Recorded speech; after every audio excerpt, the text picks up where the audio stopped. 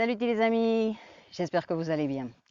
Alors on a parlé de la vision et on va parler en fait des 4 principes de notre cerveau qu'on doit tenir en compte quand on veut créer sa vision. Alors la neuroscience nous a permis de comprendre beaucoup de choses sur notre ami le cerveau.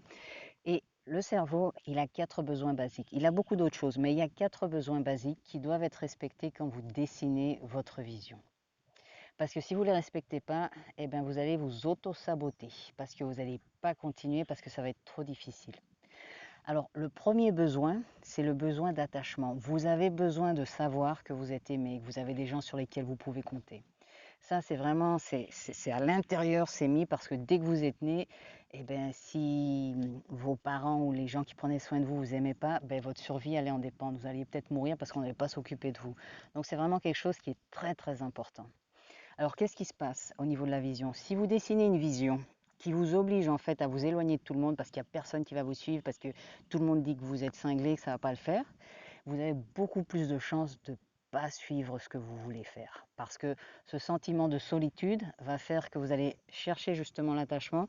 Et si pour ça vous devez renoncer à l'autre, il est très probable que vous allez renoncer à votre vision pour ne pas perdre votre sentiment d'attachement chez les gens. Donc très important quand vous dessinez votre vision, votre centre d'attachement.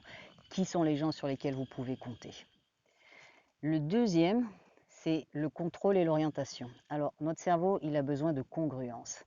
Le cerveau, il a besoin que quand on a une vision ou une façon de penser, que ce qui est dehors est comme notre façon de penser.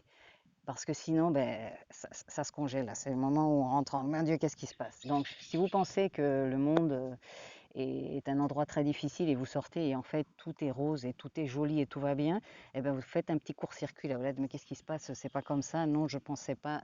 Donc il faut qu'il y ait de la congruence entre ce que vous pensez et ce qu'il y a dehors.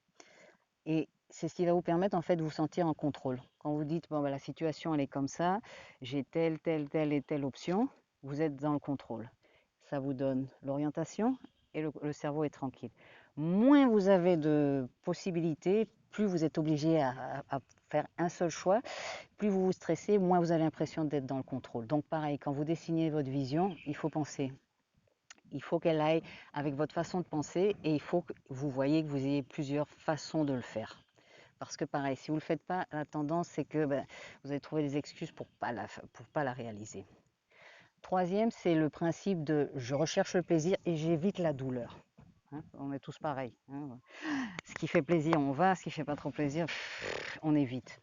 Pareil, quand vous dessinez votre vision, si l'idée d'arriver à ça, ça va être titanesque, horrible et compagnie, grande probabilité que vous n'allez pas suivre. Il faut qu'il y ait un peu de douleur. Donc, dans la douleur, on ne dit pas la douleur physique. Et quand on dit douleur, c'est parce que si vous n'êtes pas challengé, vous n'allez pas changer. Donc, vous allez devoir sortir de votre zone de confort, on est bien d'accord.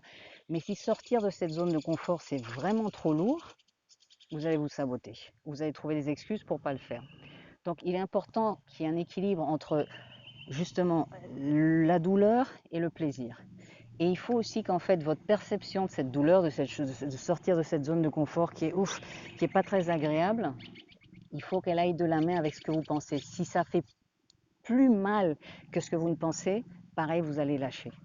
Donc il faut que tout ça soit en accord. Et le quatrième, c'est l'auto-estime. Alors l'auto-estime, c'est aussi un sujet en soi qui est assez vaste.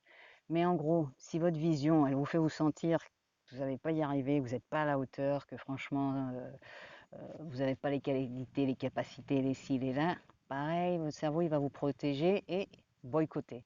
Vous allez trouver des excuses, il va y avoir des actes manqués. Pourquoi? Pour maintenir justement votre auto-estime quand même haute ou pour que vous puissiez vous regarder dans le miroir.